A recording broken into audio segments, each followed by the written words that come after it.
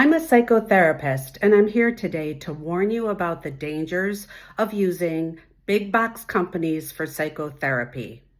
These are venture capitalist companies like RULA, BetterHelp, Alma, and different companies of that nature. They will present to you that you can get therapy very inexpensively. Well, there's a reason for that, so listen up. They aren't owned by anyone in the medical profession. They're owned by businessmen. Their goal is profit. And so if they are not following HIPAA, your rights are not being adhered to.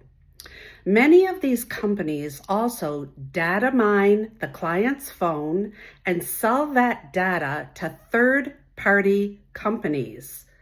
So your information is getting put out there, God knows where, for profit for this company that you're seeking mental health counseling from.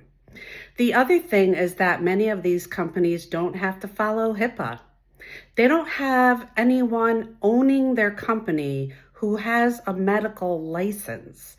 So oftentimes they'll connect you to a coach and you think you're talking to a therapist. In reality, you're talking to someone with no education and no training and how to even talk to people, let alone they're definitely not a psychotherapist. They're not a counselor. They're not a social worker. They're not a psychologist. And they're not a psychiatrist. So you are being duped. The other thing that happens, and read the terms of service again, is that they audio record and sometimes video record your sessions. Well, if you're saying to yourself, I have nothing to hide, I don't care, really? Well, what happens when they sell your therapy session to a third-party company and then it goes God knows where? We don't know where it's going to end up.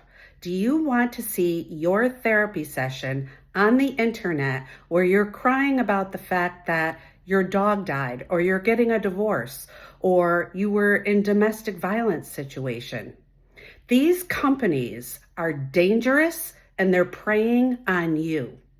Please be very aware of looking up the terms of service of these companies.